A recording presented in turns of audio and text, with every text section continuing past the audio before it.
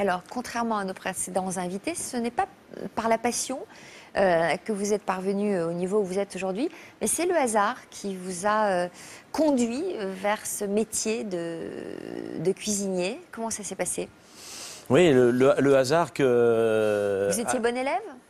Pas très, pas très. Fin de troisième, il y a une trentaine d'années, ouais, il y a même 30 ans, le métier de cuisinier n'était pas un petit peu brillant comme maintenant. Et c'était plutôt une voie de garage plus qu'un métier d'avenir. Les métiers de manuel n'étaient pas très à la mode. Donc je me mets dans la cuisine. Mon frère est sommelier et me dit tiens, fais de la cuisine, pourquoi pas. C'est pas un métier qui me déplaît et je me lance dans un apprentissage pour apprendre le métier, mais sans réelle passion.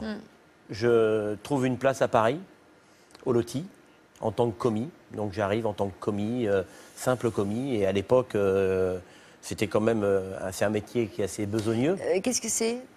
Commis, qu'est-ce qu'on fait quand on est commis? Commis, qu'est-ce qu'on fait? On travaille du matin au soir à faire des épinards, à éplucher des pommes de terre. Donc, en cuisine? En cuisine, à préparer le poste pour les chefs quand ils arrivent. Ça veut dire nettoyer les fours. Puis on n'avait pas, des outils de travail comme on avait maintenant.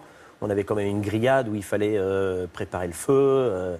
J'ai l'impression que c'est un peu le Moyen-Âge quand on en parle maintenant, mais c'est vrai que la cuisine a beaucoup évolué. Quelle chance, on faisait encore vous cuire des viandes au feu de bois à l'époque? Oui, mais tout à fait. On avait une grillade. Et attention, avant de toucher la grillade, au démarrage, on fait que préparer le feu. Ouais. On n'est pas habilité à griller les viandes. Ça veut dire que pour apprendre, on est obligé de regarder par-dessus de l'épaule du chef. Ouais. Le chef ne transmet pas, il n'y a pas de transmission. Il n'y a pas de transmission. La transmission, c'est le regard.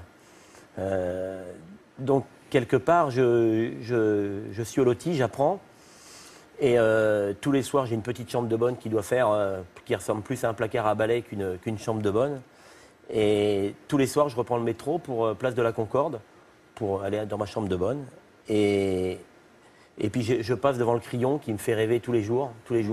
Et puis un soir, je ne sais pas pourquoi, je vais à l'entrée du personnel et je décide d'aller voir le chef. Je demande, comme ça, au culot.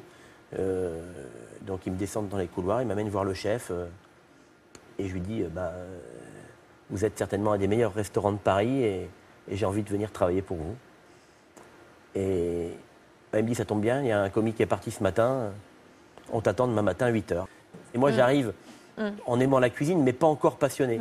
Et à ce moment-là, je rencontre des personnes qui vous transmettent. Dire, quand il y a une brigade de 20 personnes qui, avec des passionnés, on est mis dedans, c'est où on s'en va tout de suite, où on accroche. Et je passe une année au Crillon assez merveilleuse. Toujours en tant que commis? Toujours en tant que commis, à faire des pommes soufflées, à faire toujours des épinards, à rester des journées entières dans un bocal, enfin on appelle ça le bocal, à écailler du poisson, ou faire des Saint-Jacques, ou faire... donc c'est un travail qui est très besogneux, mais j'avais trouvé une vraie famille.